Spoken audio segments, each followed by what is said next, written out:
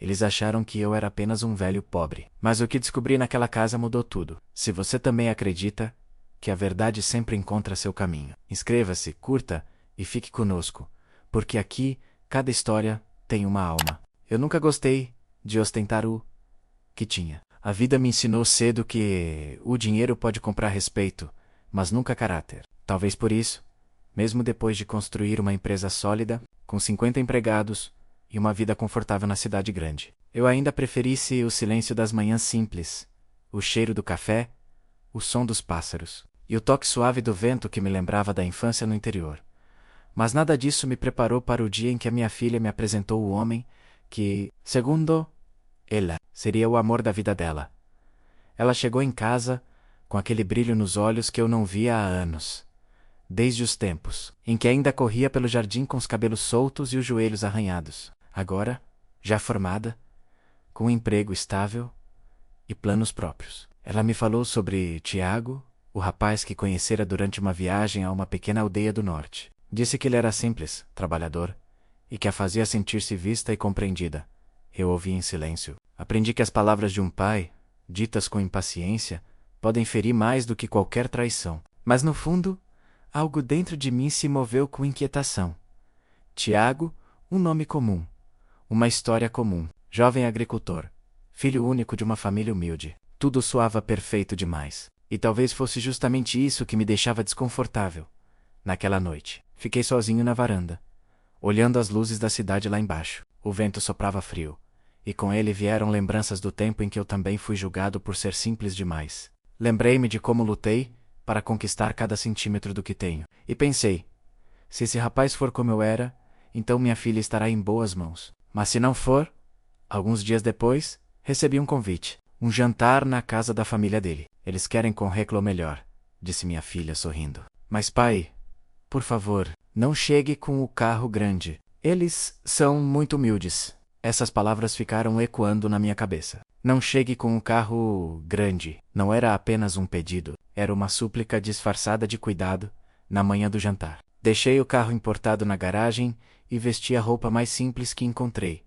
Uma camisa de algodão já desbotada, calças de linho e um casaco antigo que cheirava a naftalina. Olhei-me no espelho e quase não me reconheci. O empresário desaparecera. Diante de mim estava apenas um homem comum, com rugas fundas e olhos que carregavam histórias demais. Peguei um ônibus pela primeira vez em anos. O trajeto foi longo, e cada quilômetro parecia despir-me de um pedaço do meu orgulho. Quando finalmente cheguei à pequena aldeia, senti que estava entrando num outro tempo, onde as casas tinham muros baixos e as pessoas ainda se cumprimentavam na rua. A casa da família dele ficava no alto de uma colina, simples, mas bem cuidada. O portão de madeira rangia, e do lado de dentro, ouvi vozes animadas e risadas. Quando bati à porta, uma mulher de expressão dura abriu. Devia ter uns 50 e poucos anos. Mas seus olhos frios pareciam carregar décadas de desconfiança. O senhor deve ser o pai da Clara. Menos, disse ela, medindo-me de cima a baixo. Sim, sou ele. Boa tarde. Entre o jantar está quase pronto. O tom dela era cortante, sem calor. Senti que cada olhar lançado sobre mim era uma avaliação, não de quem eu era, mas do que parecia ser. Tiago veio logo em seguida, com um sorriso nervoso. Senhor Manuel. Senhor Manuel, que bom que o senhor veio. Pode me chamar só de Manuel, respondi. Ele parecia um bom rapaz à primeira vista. Mãos calejadas. Postura simples, mas havia algo em seu olhar, uma mistura de ambição e impaciência, que me lembrou de muita gente que conheci ao longo da vida, durante o jantar. Quase ninguém falou comigo diretamente. A mãe dele, Dona Lúcia, fazia perguntas sutis, quase inocentes, mas todas carregavam a mesma intenção. Medir o tamanho do meu bolso.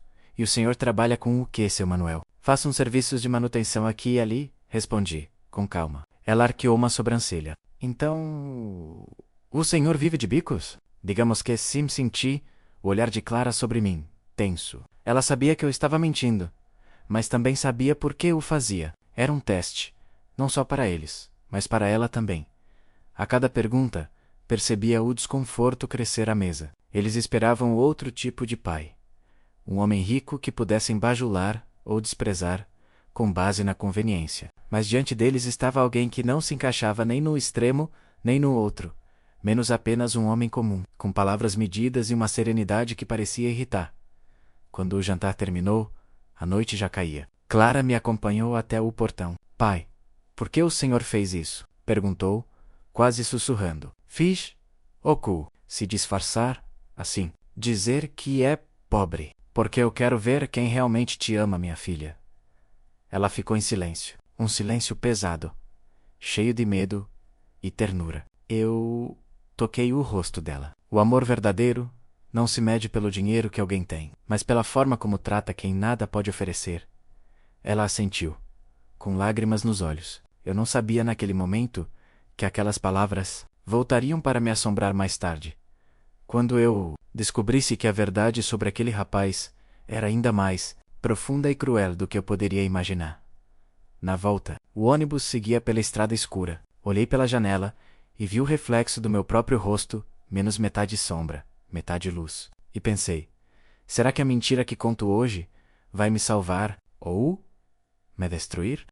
Nos dias que se seguiram àquele jantar, algo dentro de mim ficou inquieto. Eu tentava continuar minha rotina normal, menos cuidar da empresa, resolver pendências, fingir que nada havia mudado menos.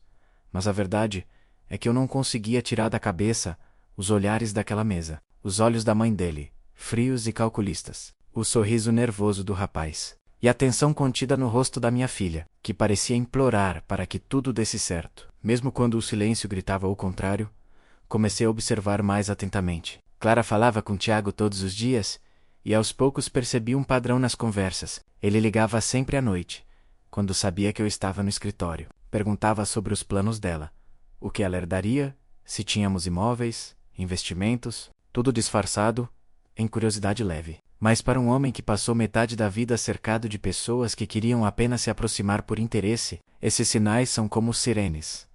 Um domingo à tarde, decidi fazer algo que não fazia há muito tempo. Pegar o carro e dirigir sem destino. Acabei indo parar novamente naquela aldeia. Estacionei num ponto distante e caminhei pelas ruas estreitas. As pessoas olhavam para mim com curiosidade. Era evidente que ali todos se conheciam, e um rosto novo chamava a atenção. Parei num pequeno bar, pedi um café e puxei conversa com o dono, um senhor de bigode branco e olhos atentos. O senhor conhece a família do Tiago? Perguntei, como quem fala por acaso. Ele soltou um leve sorriso, meio irônico. Conhecer? Conhecer? Aqui todo mundo conhece o Tiago. E o que dizem dele? Depende. Pende. O senhor quer ouvir a versão que ele conta, ou a verdadeira? Aquela resposta me fez gelar. A verdadeira, se possível. O homem se inclinou um pouco, baixando o tom da voz. Tiago é esperto. Muito esperto. Sempre teve fama de saber usar as palavras certas. Já tentou negócio com meio mundo, prometeu abrir uma cooperativa, pegar empréstimos, e sumiu com o dinheiro de muita gente daqui. Mas o pessoal evita falar disso. A mãe dele é orgulhosa demais para admitir o que o filho fez.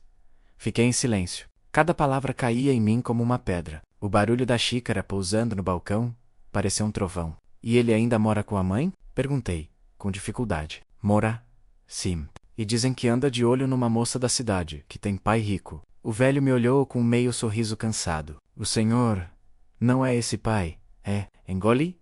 Seco. Paguei o café e saí sem responder. O vento da tarde era frio, mas o que eu senti era mais profundo que isso. Era o peso da decepção.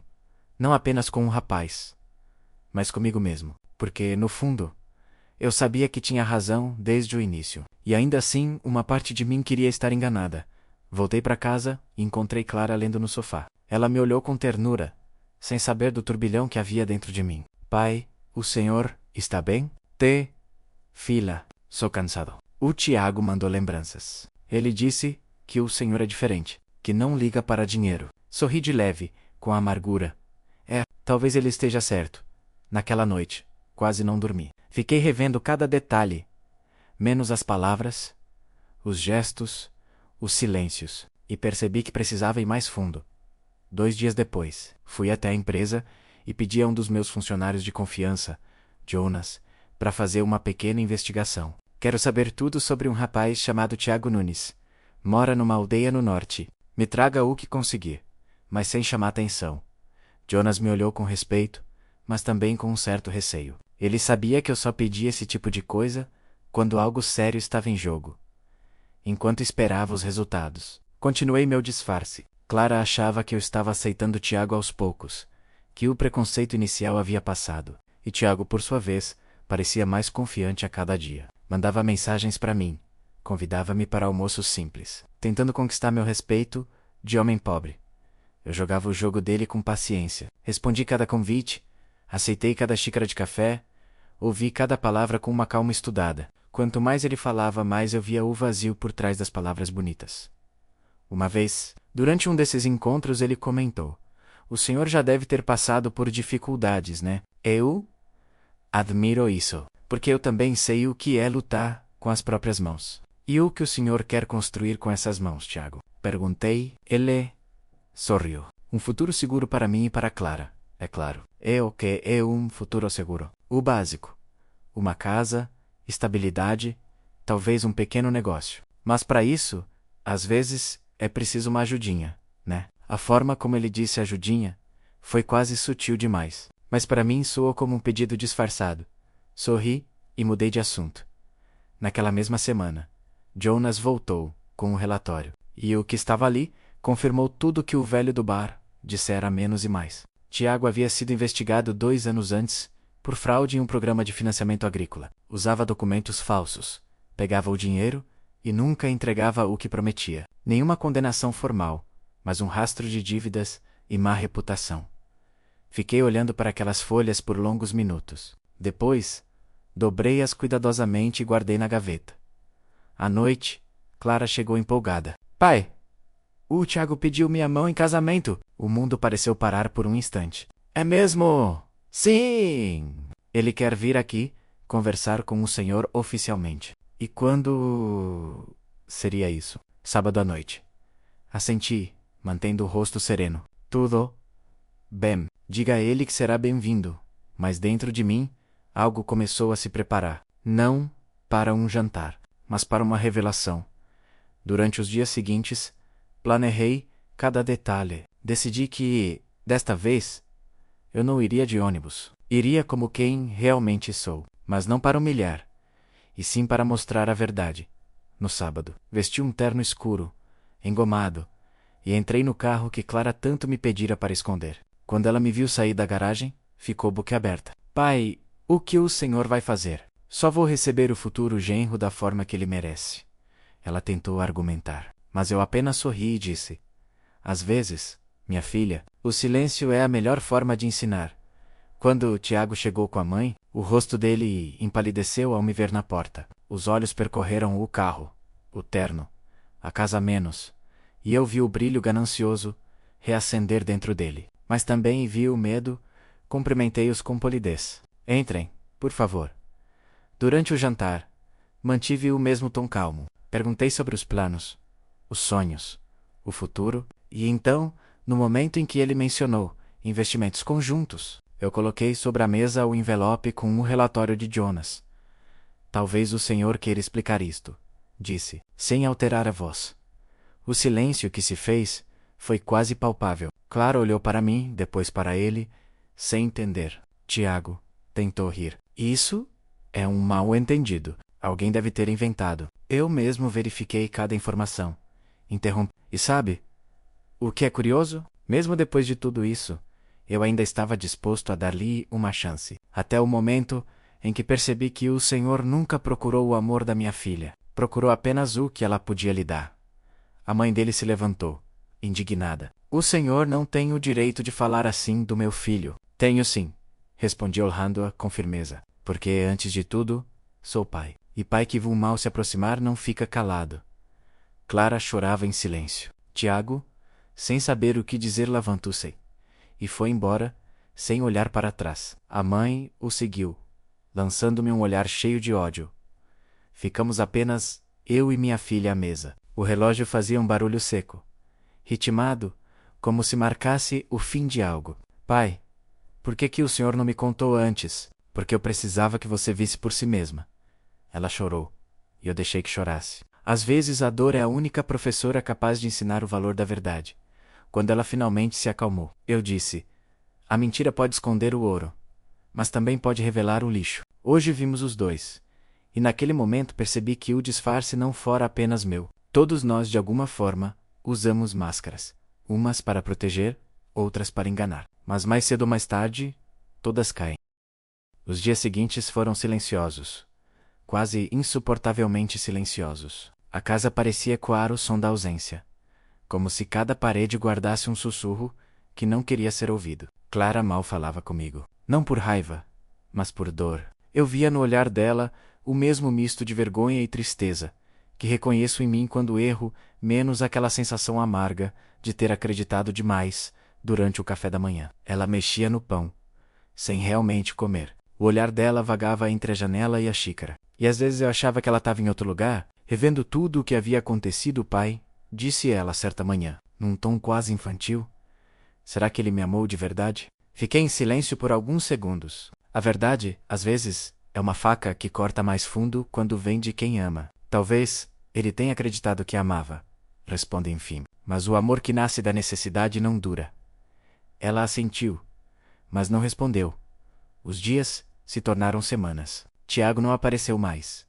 E a mãe dele mandou uma carta uma carta amarga, acusando-me de destruir o futuro do filho. Eu ali em silêncio e depois queimei no quintal, observando as chamas transformarem o papel em cinzas, como se aquele gesto simbólico pudesse limpar o ar pesado que pairava sobre nós.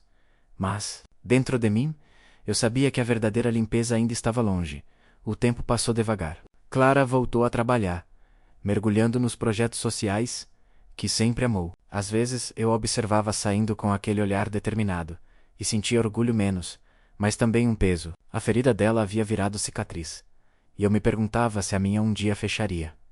Uma noite, depois de uma reunião na empresa, decidi caminhar até o rio, que passa atrás da cidade. Era um lugar que costumava visitar quando queria pensar. O som da água correndo, o vento leve, o cheiro úmido das pedras.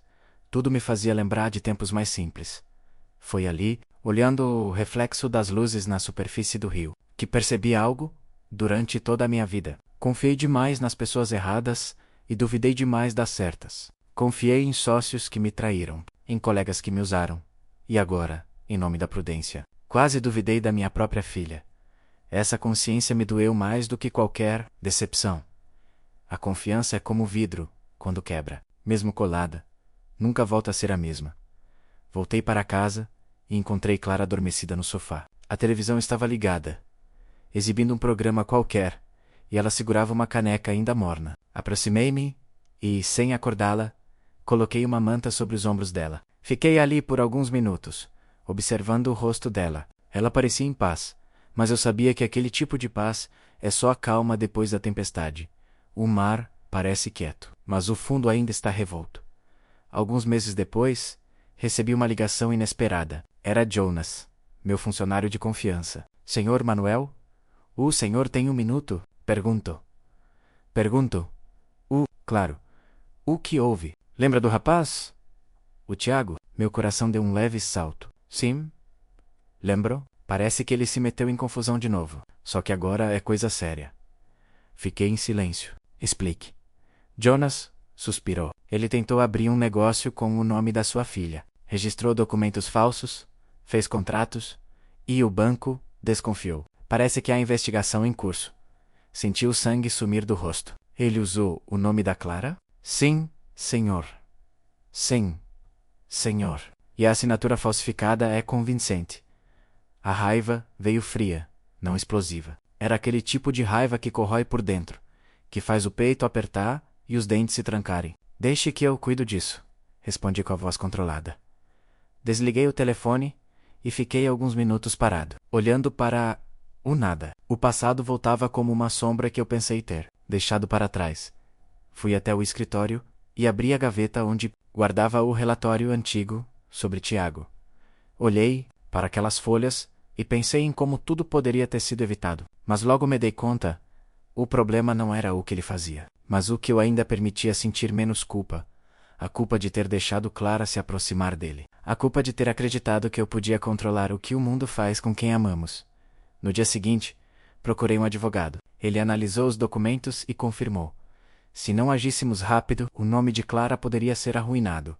Fiz o que precisei fazer. Usei meus contatos MBA e Probas. Expliquei a situação. Consegui limpar o nome dela antes que a coisa tomasse proporções maiores. Mas o processo ainda exigia depoimentos. Clara soube de tudo pelas minhas mãos. Mostrei-lhe os papéis, o registro falsificado, o carimbo bancário. Ela ficou pálida. Pai? Ele fez isso? Fez. Ela se levantou. Começou a andar pela sala, as mãos tremendo. Eu achava que ele tinha ido embora para sempre, que tinha seguido a vida dele. Pessoas assim nunca vão embora de verdade, só mudam de disfarce. Ela chorou de novo, mas desta vez sem desespero. Era um choro maduro, cansado, o choro de quem entende que o amor não salva quem não quer ser salvo. Quando se acalmou, me olhou com firmeza. Quero depor. Quero limpar meu nome sozinha. Eu hesitei, mas concordei. O dia da audiência chegou. Tiago estava lá, com o olhar abatido, o rosto mais magro, as roupas simples. Quando nos viu, desviou o olhar. O juiz perguntou a ele se reconhecia os documentos. Ele tentou negar. Tentou inventar uma história sobre mal-entendido, mas os fatos eram claros demais. Quando foi a vez de Clara falar, ela se levantou com calma. A voz dela estava firme. Eu amei esse homem, menos disse, e foi justamente por isso que demorei tanto para ver quem ele realmente era. Mas agora entendo que a confiança é como fogo. Aquece, mas também destrói. As palavras dela ecoaram no silêncio da sala. Tiago abaixou a cabeça. O juiz suspendeu a sessão. E tudo terminou como deveria. Ao sairmos do tribunal, o céu estava cinza. Clara caminhava ao meu lado em silêncio. No estacionamento, ela parou e olhou para mim. Sabe, pai, eu achava que tinha perdido tudo, mas acho que agora, finalmente, ganhei algo. O quê? Ela sorriu, cansada. A mim mesma. Os meses seguintes trouxeram uma calma estranha. A casa voltou a ter risadas. Pequenas conversas, o cheiro de café pela manhã. Mas havia também algo novo. Uma leveza. Como se cada um de nós tivesse deixado um peso pelo caminho. Eu passei a ajudar Clara em seus projetos. Fomos juntos visitar comunidades carentes, ver escolas, ajudar famílias que perderam tudo. A convivência com essas pessoas me fez enxergar algo que há muito tempo eu havia esquecido. A verdadeira riqueza não é o que se acumula, mas o que se compartilha. Em uma dessas visitas, conhecemos uma criança surda, chamada Miguel. Ele me lembrou algo, ou alguém. A primeira vez que o vi, ele estava desenhando sozinho, no canto de uma sala. Quando tentei falar com ele, notei que ele lia meus lábios e sorria timidamente. Comecei a aprender gestos, sinais, e quanto mais eu me comunicava com ele, mais eu sentia que estava, de alguma forma, reconstruindo a ponte que o passado havia destruído. Clara observava isso com admiração. Pai, o Senhor tem um dom. Não, filha, eu só aprendi a ouvir sem precisar de palavras. E era verdade. A vida às vezes grita menos, mas outras vezes ela sussurra. Certa noite, ao chegar em casa, encontrei um envelope embaixo da porta. Dentro, havia uma carta, a caligrafia era familiar. Senhor Manuel, sei que não mereço sua atenção, mas preciso pedir perdão. Não pelo que fiz apenas a Clara, mas pelo que me tornei, estou pagando pelo que fiz. E talvez isso seja justo. Só queria que soubesse que, pela primeira vez, entendo o que é confiar demais. Porque confiei que a mentira me daria o que o trabalho nunca deu. Tiago, li a carta várias vezes. Não havia desculpas. Apenas uma verdade amarga. E pela primeira vez, não senti raiva. Senti pena. Queimar a carta seria fácil. Guardá-la seria tolice. Então fiz o que o coração mandou. Deixei-a no mesmo rio onde costumava pensar. A correnteza levou o papel embora, e eu fiquei observando até que ele sumisse completamente. Clara me esperava em casa, com o jantar pronto. O senhor parece diferente, disse ela. Talvez porque, finalmente, entendi o que é confiar do jeito certo. E como é isso? Sorri. Confiar sem esperar nada em troca. Nos meses que seguiram, Clara começou um novo capítulo da vida dela. Voltou a sorrir de verdade, a planejar, a sonhar. E eu, silenciosamente, aprendi a viver com menos desconfiança. Percebi que o perdão é o último estágio da confiança, não o tipo que se dá ao outro, mas o que se concede a si mesmo. Naquela noite antes de dormir, olhei pela janela. O vento batia suave nas cortinas. Pensei em tudo que havíamos vivido. o engano, a dor, a vergonha, o aprendizado. E percebi que no fim até a confiança que foi traída deixa um presente, o de nos tornar mais sábios, mais calmos, mais inteiros. Fechei os olhos e sussurrei para mim mesmo, às vezes. Confiar demais é o único caminho para aprender o verdadeiro valor da verdade. E pela primeira vez, em muito tempo. Dorme em paz. Há verdades que chegam devagar, como o orvalho da manhã, silenciosas, quase imperceptíveis. Outras, porém, vêm como tempestades, varrendo tudo o que encontram pela frente. A que caiu sobre mim naquele outono foi das segundas. O passado, pensei, havia finalmente se aquietado. Clara seguia bem. O trabalho dela florescia, e eu começava a sentir de novo o gosto simples da rotina. As manhãs voltaram a ter cheiro de pão quente e o som tranquilo do rádio na cozinha. Era como se o mundo, cansado de nos testar, nos desse um breve descanso. Mas o descanso é traiçoeiro, quando acreditamos que tudo está em paz. É exatamente quando a vida decide nos lembrar de que ainda há capítulos inacabados. Foi numa tarde cinzenta que tudo começou. Eu estava a fechar o portão do quintal, quando vi um carro estacionar do outro lado da rua. Um homem desceu menos alto, magro, vestindo um sobretudo escuro. O tipo de pessoa que traz o peso do inverno nos ombros. Caminhou em minha direção devagar, como quem mede cada passo. O senhor é o senhor Manuel Ferreira? Perguntou, mostrando uma identificação. Sim, sou do departamento de finanças. Precisamos conversar. Mostrou-me uma pasta. Dentro, havia documentos muitos. Neles, constavam assinaturas, registros, movimentações, todas em meu nome. Isso deve ser um engano, murmurei, já sentindo o estômago apertar. Gostaria que fosse, respondeu ele, sem ironia, mas infelizmente, as provas apontam o contrário. Ele explicou. Transações suspeitas, ligações com empresas fantasmas, depósitos feitos por um investidor ligado ao nome de Tiago, o nome que eu julgava ter deixado para trás, voltava, como uma sombra que se recusa a morrer. Sentei-me no banco de pedra, perto da porta. O homem me observava com respeito, talvez com pena. Alguém pode estar usando o meu nome, disse eu, tentando manter a calma. É possível, mas precisaremos que o senhor vá depor. Assenti, quando ele foi embora. Fiquei ali por um tempo, olhando o chão, sentindo o vento frio subindo pelas mangas. Aquela sensação, ou medo misturado com indignação, era familiar demais. Clara chegou pouco depois. Assim que viu meu rosto, soube que algo estava errado. Pai, o que aconteceu? Contei-lhe tudo. Mostrei os papéis. Ela ficou pálida, depois vermelha, depois imóvel. Ele? De novo. Sussurrou. O Tiago, parece que sim. Ela respirou fundo, tentando controlar a raiva. Pai, nós temos que resolver isso. Vamos resolver, mas sem ódio. Filha, o ódio cega. Os dias seguintes foram um borrão de papéis, telefonemas e idas ao tribunal. Fui interrogado, examinado, revistado. A burocracia é uma forma cruel de punição. Lenta, impessoal, desgastante. Alguns funcionários me tratavam com desconfiança, como se já estivessem certos da minha culpa. Outros, com compaixão silenciosa, mas o que mais doía não era o julgamento dos outros. Era o eco interno da dúvida. E se, de alguma maneira, eu tivesse mesmo deixado brechas para isso acontecer? As noites tornaram-se longas. O som do relógio na parede parecia zombar de mim. Cada tic-tac um lembrete da espera. Em uma dessas noites, Clara entrou na sala e sentou-se ao meu lado. Pai, lembra quando eu era pequena e o senhor me dizia que a verdade sempre vence? Sorri, sem humor. Lembro. Ainda acredita nisso? Olhei para ela e, pela primeira vez em muito tempo, não soube responder de imediato. Quero acreditar, mas às vezes a verdade demora tanto a vencer, que parece perder no caminho. Ela segurou minha mão. Então vamos ajudá-la a vencer. O advogado que nos ajudara antes, Dr. Ramos, aceitou pegar o caso novamente. Homem experiente de fala.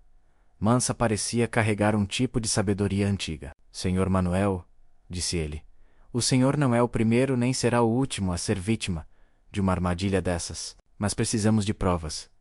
Foram dias de coleta, investigação, idas a cartórios e bancos. Descobrimos que, de fato, o nome da minha empresa havia sido usado para mascarar transferências ilegais, e a origem de tudo levava a um só lugar. Uma conta aberta meses antes no nome de uma sociedade fictícia, ligada a um endereço na mesma aldeia de Tiago. Meu coração apertou. Ele não desistiu menos. Murmurei, mesmo depois de tudo. Mas havia algo estranho. O volume de dinheiro era grande demais, muito acima do que Tiago seria capaz de movimentar sozinho. Alguém o estava financiando. Alguns dias depois, recebi uma ligação anônima. A voz era rouca, tensa. Se quiser saber a verdade sobre o seu genro, venha amanhã ao Armazém Velho, perto da estrada de Penacova. Mas venha sozinho. O instinto dizia-me para o ir. A razão gritava o mesmo. Mas o coração teimoso, de quem já perdeu demais, obrigou-me a ir. Na manhã seguinte dirigi a tela. O armazém estava abandonado, as janelas partidas, o chão coberto de folhas secas. Entrei com cautela. Tem alguém aí? Perguntei. Uma sombra se moveu ao fundo. Um homem saiu da penumbra. Quando a luz tocou o rosto dele, senti um arrepio. Era Tiago. Ele estava diferente, menos mais magro, mais velho, com olheiras profundas. O olhar, antes arrogante, agora era de desespero. O senhor não devia ter vindo, disse ele, a voz trêmula. Então por que me chamou? Porque eles vão me matar. Aquelas palavras me gelaram. Do que está a falar? Eu entrei num negócio errado. Eles me usarão. E agora estão a usar o seu nome. Eu tentei avisar, mas já é tarde. A raiva que eu senti por ele misturou-se com algo inesperado. Compaixão. Quem são eles? Ele é Cito? Gente perigosa. O tipo de gente que não perdoa erros. O som de pneus no cascalho cortou o silêncio. 2 carros aproximavam-se. Tiago olhou para mim, em pânico. Vá embora. Gritou. Vá? Agora. Mas era tarde. 3 homens desceram dos carros. Um deles, alto, de terno cinza, aproximou-se com um sorriso frio. Senhor Ferreira menos disse, como se estivéssemos num encontro de negócios. Que surpresa viê-lo por aqui. Tiago recuou, mas o homem fez sinal. E 2 comparsas o seguraram. O rapaz aqui nos deve algumas explicações. E há algum dinheiro, e infelizmente parece que o senhor também está envolvido. Eu não tenho nada a ver com isso, respondi, tentando manter a voz firme. Todos dizem isso. Um soco, Tiago, caiu. Meu corpo reagiu antes do pensamento. Chega, gritei, se ele tem culpa, deixem a justiça cuidar. O homem riu. Justi? Disse, com desprezo. A justiça não paga dívidas, senhor Ferreira. O som de um tiro cortou o ar. Por instinto, abaixei-me. O projétil acertou o pilar atrás de mim. Tudo aconteceu rápido. Tiago aproveitou o caos, empurrou um dos homens e correu em direção à saída. Outro tiro. Ele caiu. Eu corri até ele, Tiago. Chamei. Ele sangrava, o olhar já distante. Diga, Clara, murmurou, com esforço, que eu finalmente entendi. O que é confiar? A cabeça dele tombou. Os homens fugiram quando ouviram sirenes ao longe. Alguém menos, talvez algum vizinho, tinha chamado a polícia. Fiquei ajoelhado, as mãos manchadas de sangue, o coração vazio. Na delegacia contei tudo. Os agentes ouviram, anotaram, fotografaram, falaram de auto de defesa, de acerto de contas, de possível ligação criminosa. Mas para mim, nada disso importava. O que eu via, cada vez que fechava os olhos, era o rosto de Tiago. Não o rapaz arrogante que enganou a minha filha, mas o homem derrotado, que nos últimos segundos, buscou redenção. Voltei para casa em silêncio. Clara me esperava, ansiosa. Pai... O que aconteceu? Demorei alguns segundos antes de conseguir falar. Acabou. Ela me olhou, confusa. Como assim? Acabou. Ele está morto. O rosto dela empalideceu. As lágrimas vieram lentas, silenciosas. Abraçou-me. E ficamos assim por um longo tempo. 2 sobreviventes de uma guerra que nunca pedimos para lutar. Nos dias seguintes, a imprensa falou do caso. Empresário inocentado em escândalo de fraude. Criminosos mortos em tiroteio. Justiça e tragédia em Penacova. Mas nenhuma manchete falava do que realmente aconteceu. Da dor de um pai, da culpa de uma filha, da ruína de um jovem perdido.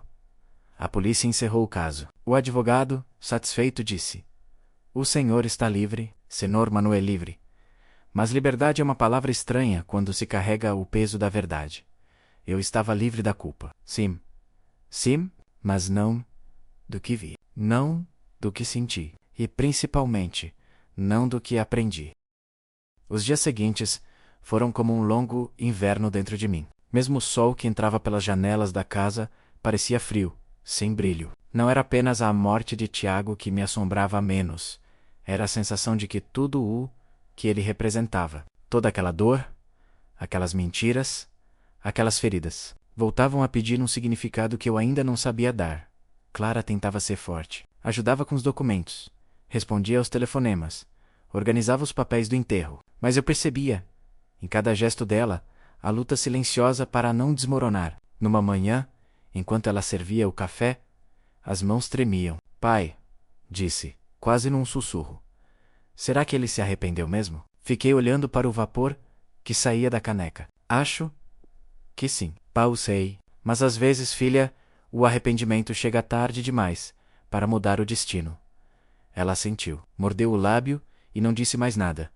Os meses passaram devagar. Com o tempo, a aldeia deixou de falar do caso. Como sempre, as pessoas encontram novos dramas para comentar, novas histórias para preencher o silêncio dos dias. Mas dentro da nossa casa, o eco daquele inverno ainda vivia. Voltei a trabalhar na estufa, cuidando das plantas. Era o único lugar onde o tempo parecia obedecer à minha vontade. As flores cresciam, mesmo quando eu não acreditava mais em nada. Talvez fosse isso o que me mantinha de pé. A lembrança de que a vida insiste um dia. Enquanto podava uma das roseiras, encontrei algo curioso. Entre as folhas secas, havia uma pequena caixa de madeira. Não lembrava de tê-la deixado. Ali, abri, e dentro havia um envelope amarelado, com meu nome escrito numa caligrafia trêmula. O coração acelerou. Reconheci a letra. Era de Tiago. Sentei-me no banco.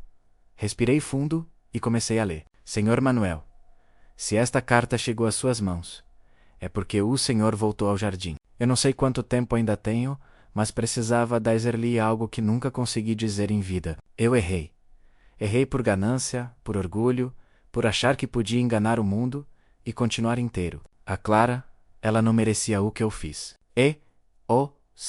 O Senhor foi o único que tentou me dar uma chance, mesmo depois de tudo. A verdade é que eu invejava o Senhor. A calma, a fé, a forma como olhava para as pessoas. Eu sempre quis ser visto como o Senhor via o mundo, menos com paciência, com esperança. Quando tudo começou a desmoronar, usei o seu nome para tentar salvar o que restava da minha vida. Foi covarde. Eu sei. Mas no fundo eu queria que o Senhor me salvasse mais uma vez. Não sei se existe perdão para quem destrói o que ama, mas se o Senhor puder, um dia, olhar para o céu e pensar em mim, que seja sem raiva.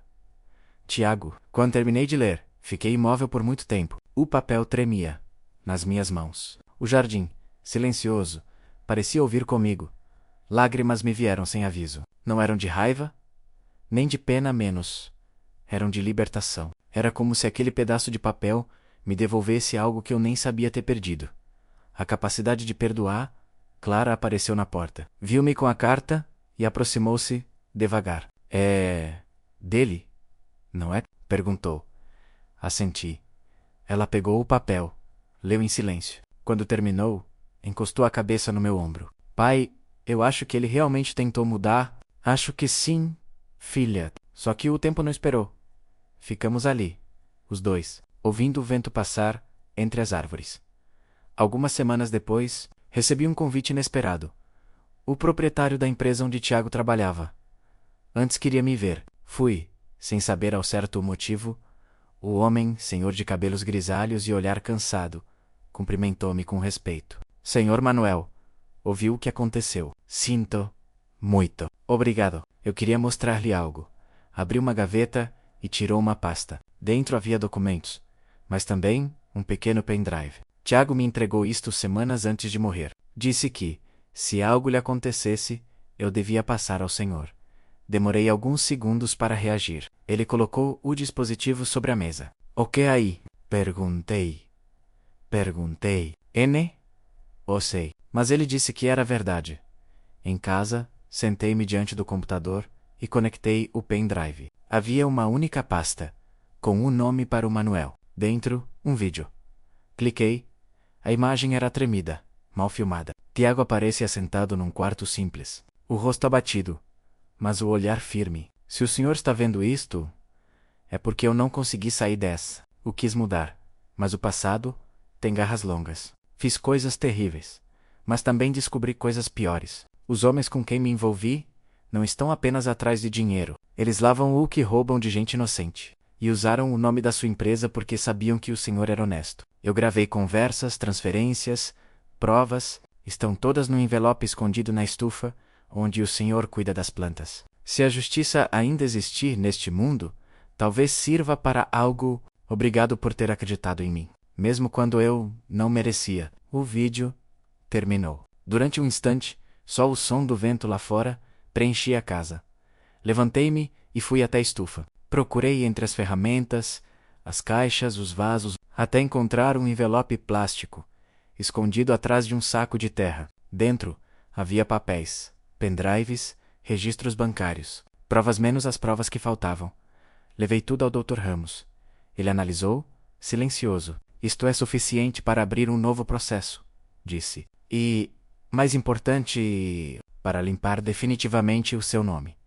Mas, mais do que isso, Tiago havia deixado uma ponte, uma forma de transformar a sua queda em algo útil, talvez até justo. Meses depois, o processo foi encerrado. Os criminosos restantes foram presos. A empresa de fachada foi dissolvida. E o meu nome, finalmente, saiu limpo de todos os registros. No entanto, o que mais me importava não estava nos papéis. Era a paz que começava, timidamente, a voltar ao meu coração. Clara, aos poucos, recuperou o sorriso. Abri um pequeno ateliê de arte, e as crianças da aldeia iam lá pintar e aprender.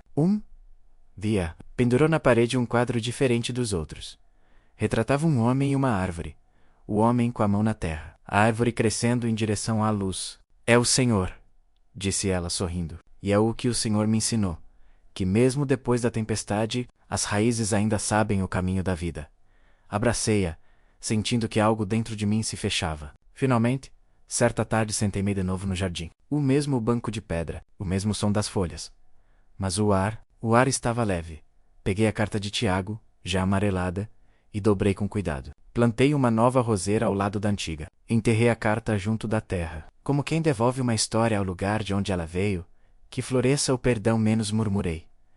O vento soprou, suave, como se respondesse, e naquele instante, percebi que o peso da verdade não me esmagava mais, menos apenas me moldara, como a água molda a pedra, porque há dores que não se curam, mas se transformam. E no fundo, talvez seja isso que a vida tenta nos ensinar o tempo todo. Que confiar demais não é um erro, se aprendermos a confiar de novo, mesmo depois de cair. O tempo passou sem pressa, como se o mundo tivesse decidido finalmente me devolver os segundos que me roubou. As manhãs voltaram a ter cheiro de pão fresco, e os pássaros que antes pareciam fugir do meu quintal, agora cantavam de novo nas amoreiras. Não sei se foi o perdão que eu dei a Tiago, ou o perdão que dei a mim mesmo, mas algo dentro de mim havia mudado. Havia dias em que ainda acordava sobressaltado, lembranças do julgamento, dos olhares de desconfiança, do barulho do martelo do juiz. Mas em vez de raiva, agora eu sentia uma estranha gratidão. Gratidão por ainda estar ali, por ainda poder plantar, respirar, cuidar.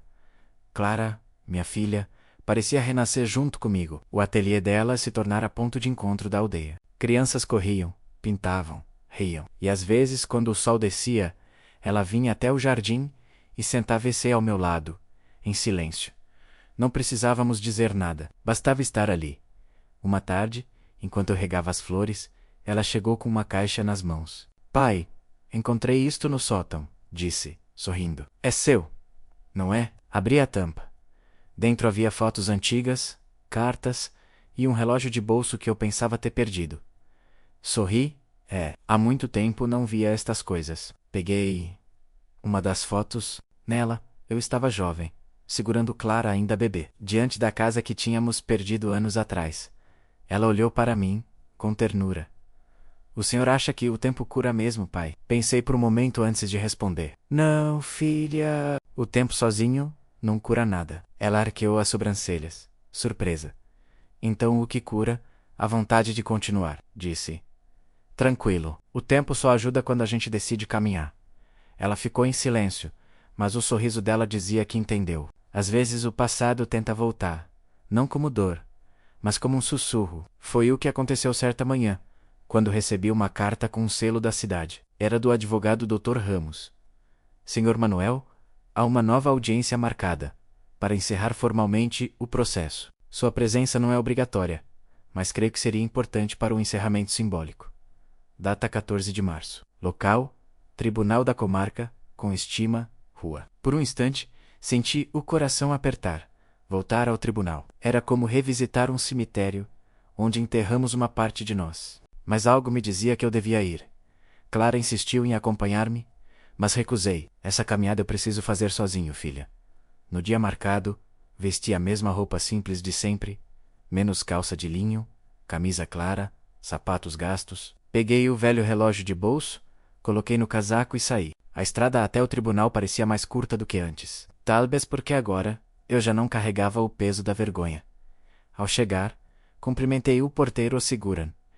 Alguns me reconheceram, outros fingiram não lembrar. Entrei na sala, onde tudo havia começado. O mesmo cheiro de madeira encerada, o mesmo som do eco dos passos. Mas eu já não era o mesmo homem. O juiz leu o encerramento do processo, reconhecendo minha inocência definitiva. As provas de Tiago tinham sido cruciais. Quando o juiz disse: "O senhor está totalmente reabilitado perante a lei", senti algo estranho. Não alegria, menos mais paz. Ao sair, o advogado me olhou com um sorriso discreto. A justiça tarda, mas às vezes chega, não é, Manuel? Assenti: "Sim, doutor, mas ela só serve quando chega dentro da gente também." Voltei para a aldeia antes do entardecer. O céu estava pintado de dourado, e as colinas pareciam abraçar o mundo. Ao longe vi Clara acenando na porta de casa. Corri o olhar pelo caminho, e percebi algo que não notava há muito tempo. As pessoas me olhavam de novo nos olhos. Não havia desconfiança, nem piedade, menos apenas reconhecimento. Um vizinho, o velho Joaquim, aproximou-se. Manuel, então era verdade. Que diziam? Que parte, Joaquim? Perguntei, sorrindo. Que o senhor nunca foi culpado. Parece que a verdade, quando tarda, volta com sede. Ele riu. Coçou o queixo e apertou minha mão. Bem-vindo de volta, amigo. Aquela frase simples me emocionou mais do que qualquer sentença, porque, pela primeira vez em anos, senti que pertencia de novo àquele lugar. Nos dias seguintes, começaram a chegar pessoas pedindo conselhos. Jovens que queriam aprender a plantar, senhoras que queriam começar hortas pequenas. A estufa, antes silenciosa, virou um espaço vivo. Eu ensinava, conversava, ria, e cada nova muda que crescia ali parecia também curar uma parte invisível de mim. Mas um dia, algo inesperado aconteceu. Enquanto eu ajudava um rapaz a plantar mudas de oliveira, um carro preto parou na estrada. Dele desceu uma mulher elegante, de cabelos curtos e olhar decidido. "O senhor é Manuel Ferreira?" perguntou. "Sim, sou eu. Trabalho para uma fundação", disse, estendendo um cartão. "Vi a reportagem sobre o seu caso. A história do senhor nos inspirou." "Reportagem? Eu nem sabia que havia uma." Ela continuou. "Queremos criar um projeto de reintegração para pessoas injustamente acusadas. Precisamos de alguém como o senhor, menos alguém que entenda o que é ser julgado e mesmo assim continuar acreditando." Fiquei sem palavras. Eu? Sim. O senhor tem algo que não se ensina. Humanidade. Olhei em volta, menos o jardim, o vento, as flores, Clara pintando com as crianças. "Deixe-me pensar", respondi. "Já perdi muito tempo tentando entender o passado. Talvez seja a hora de ajudar outros a não se perderem." Ela sorriu. "Quando estiver pronto, o convite continua aberto." Nessa noite, não consegui dormir. Fiquei sentado à mesa, olhando para o relógio antigo. Lembrei-me de Tiago, do tribunal, da carta enterrada, e pensei: talvez tudo aquilo tivesse acontecido para que eu chegasse até aqui. De manhã, contei a Clara sobre o convite. Ela sorriu, emocionada. "Pai, acho que o senhor sempre foi esse homem, só estava esperando o tempo certo de voltar a ser." Nas semanas seguintes, aceitei o convite. Viajei até a cidade para conhecer o projeto. Chamava-se Raízes da Verdade, nome que me fez sorrir. Trabalhavam lá pessoas que, como eu, tinham sido vítimas de injustiça. Homens e mulheres que perderam tudo e ainda assim encontraram uma forma de recomeçar. Passei a ajudar em oficinas, orientando gente simples, ex-detentos, pais afastados, mulheres que tentavam reconstruir suas vidas. Cada história era um espelho do que eu fora menos e, ao mesmo tempo, uma semente nova. Certa tarde, enquanto explicava como cuidar de plantas, um rapaz me perguntou: Senhor Manuel, o senhor ainda acredita nas pessoas depois de tudo? Parei por um instante. Acredito. Mesmo depois do que fizeram, principalmente depois. Respondi, com serenidade, porque quem nunca foi traído ainda não sabe o valor de confiar. Ele me olhou, surpreso, e eu percebi que talvez aquelas palavras fossem o verdadeiro legado que Tiago me deixara. O tempo tem um jeito curioso de se arrastar quando a alma está cansada. As horas passam, mas dentro de mim tudo parece suspenso, preso entre o que fui e o que sobrou. Depois daquela noite, menos a discussão, o olhar da minha filha, o silêncio do meu genro, eu percebi que algo havia se rompido de vez. E ainda assim, a vida continuava. Tiago, com sua maneira calma e direta, insistia que eu ficasse na casa. Não é hora de ir embora, Manuel, ele dizia. Você ainda tem algo a resolver aqui. Eu não sabia se ele falava de mim, de Helena, ou da própria casa que parecia guardar segredos que ninguém queria enfrentar durante as semanas. Evitamos falar do que aconteceu. O café da manhã era uma sucessão de silêncios e olhares desviados. Helena, minha filha, fingia ocupar-se com coisas pequenas, flores, louças, toalhas. Mas eu via nas mãos dela a tensão de quem tenta segurar o mundo para não deixá-lo cair. Eu queria dizer algo, queria pedir desculpas, mas as palavras não vinham. A culpa é um peso que rouba a voz. Foi Tiago quem quebrou o silêncio primeiro. Uma manhã, enquanto eu cuidava do jardim, ele se aproximou devagar. O senhor sempre acreditou que proteger alguém é o mesmo que esconder a verdade, não é? Perguntou. Ah, perguntou. Olhei para ele, surpreso. Fiz o que achei certo. Ele assentiu, sem ironia. Eu sei. Mas às vezes, o que a gente acha que é amor é só medo de perder. Aquela frase ficou em mim o dia inteiro. À noite, escrevi uma carta. Eu não sabia se teria coragem de entregá-la, mas precisava colocar em palavras o que o orgulho havia engolido por tanto tempo. Filha, escrevi, se eu tivesse te contado tudo desde o início, talvez não estivéssemos tão distantes agora. Achei que o silêncio te protegeria, mas ele só nos separou. Eu confiei demais, e essa confiança me cegou. Deixei a carta sobre a mesa da cozinha. Quando acordei, ela já não estava lá. Helena não disse nada, mas naquela manhã, o café estava quente. E havia pão fresco sobre a mesa. Parecia pouco, mas para mim era um recomeço. Nos dias seguintes, ela começou a falar comigo novamente. Aos poucos, como quem se aproxima de um animal ferido. Falávamos sobre o tempo, o jardim, as flores que Tiago queria replantar. Nenhum de nós mencionava o passado. Era como andar sobre gelo fino. Qualquer palavra errada poderia quebrar o pouco que restava. Mas uma tarde, quando o sol caía, Helena se aproximou e me entregou um envelope. É do Tiago, disse. Dentro, havia apenas uma foto. Eu, ela e ele, sorrindo, no aniversário dela, anos atrás. Atrás da foto, uma frase escrita à mão. Família não é quem nunca erra, é quem escolhe ficar, mesmo depois do erro. Senti os olhos arderem. Não chorei, não da maneira que, antes, foi um choro silencioso. O tipo que vem de dentro, sem lágrimas, só calor no peito. Foi ali que percebi.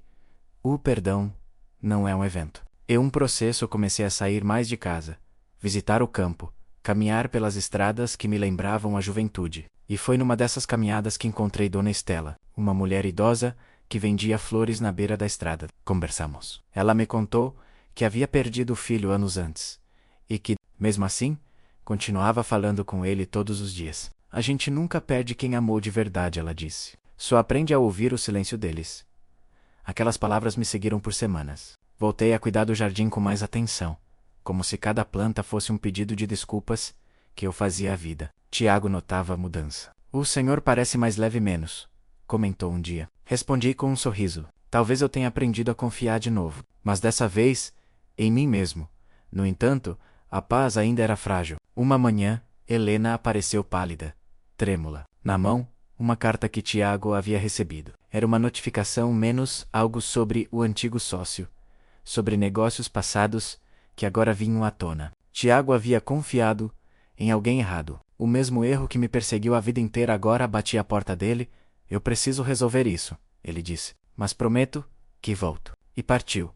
Os dias que se seguiram foram longos. Helena tentava disfarçar o medo, mas eu via nos olhos dela o reflexo do passado. Era como se o ciclo recomeçasse. Uma noite, enquanto ela dormia, sentei-me ao lado do fogo e percebi o quanto a vida é circular. A gente passa anos tentando corrigir erros antigos, e no fim, acaba assistindo outros cometendo os mesmos. Como se o destino tivesse prazer em repetir as lições que não aprendemos direito.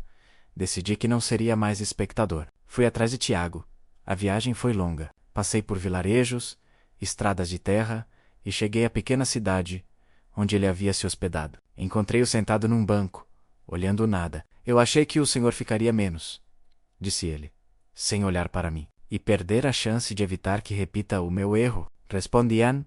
Conversamos por horas. Contei-lhe sobre meu passado, tudo o que nunca havia dito a ninguém, sobre o homem em quem confiei, sobre o dinheiro, a traição, a vergonha. Ele ouviu em silêncio, como quem entende o peso de cada palavra. No fim, me olhou e disse: então o senhor sabe o que eu preciso fazer.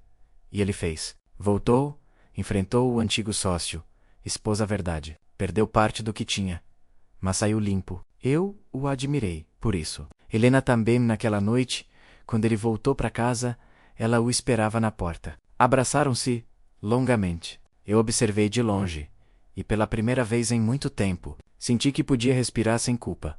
O vento soprava leve, e as flores do jardim balançavam como se também dissessem adeus ao que passou. Eu sentei-me na varanda e pensei, talvez confiar demais não seja o erro. Talvez o erro seja desistir de confiar depois que a vida nos machuca. Sorri. Fechei os olhos, e ouvi o som tranquilo da casa, menos aquele tipo de silêncio que não pesa mais.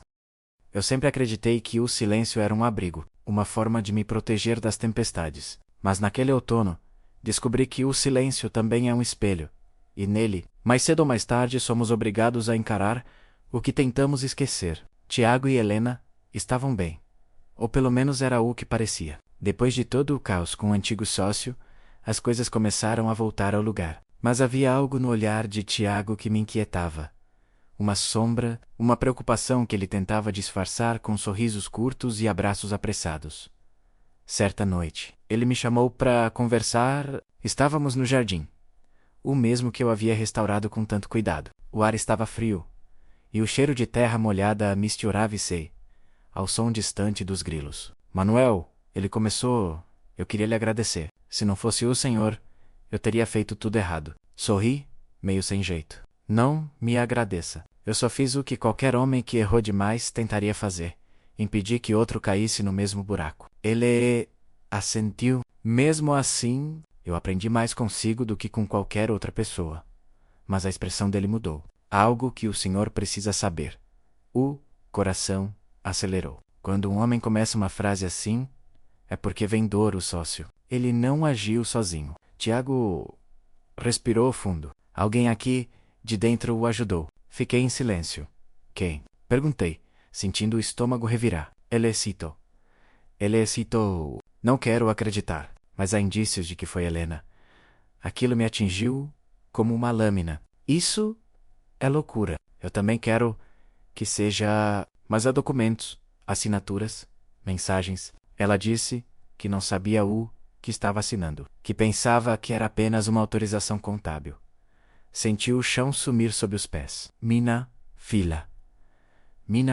A mesma menina que eu jurei proteger de tudo. Agora enredada numa armadilha que podia destruir tudo o que Tiago reconstruiu. Naquela noite, não dormi. Fiquei olhando o teto, ouvindo o vento batendo na janela, e pensei em como a vida é uma sucessão de repetições disfarçadas. Eu havia confiado demais e sido traído. Agora minha filha fazia o mesmo, sem sequer perceber.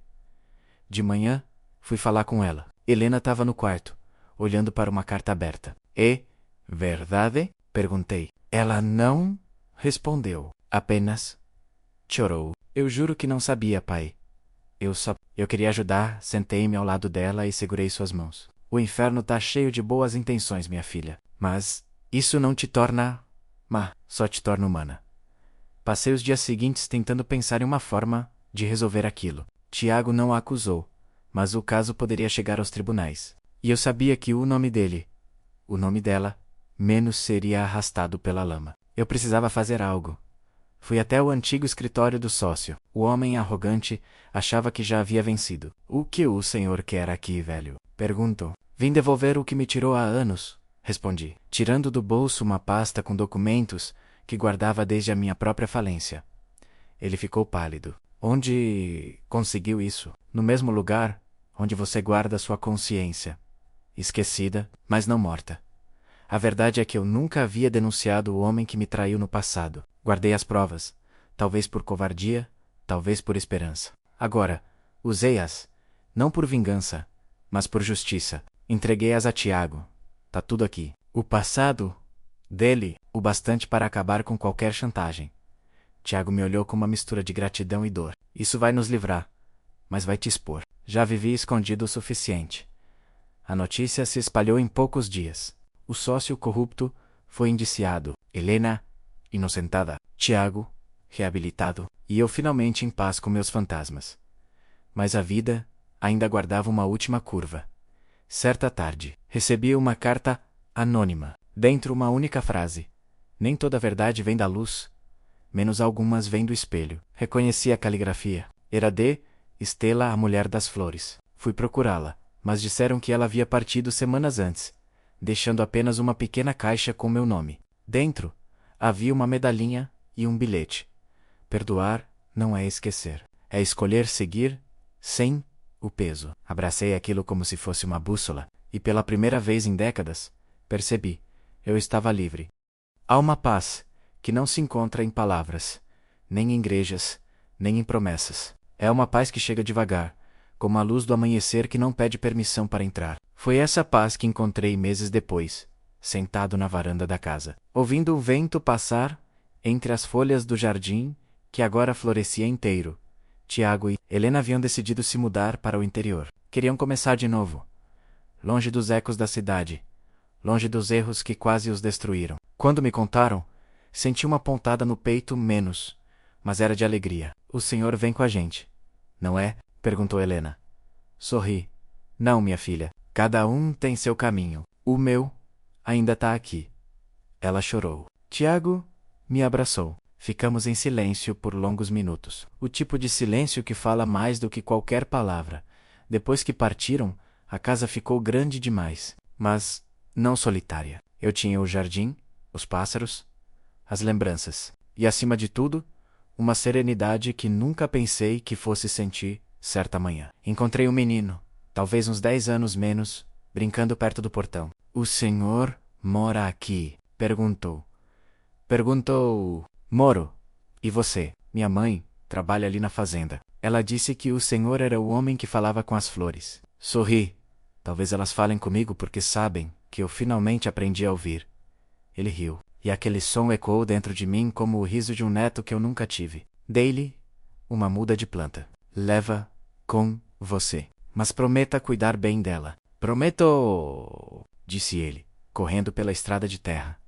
Fiquei ali, observando até desaparecer no horizonte, e percebi, era isso o que restava de mim, menos pequenas sementes espalhadas. Histórias que talvez ninguém ouvisse, mas que viveriam de algum jeito.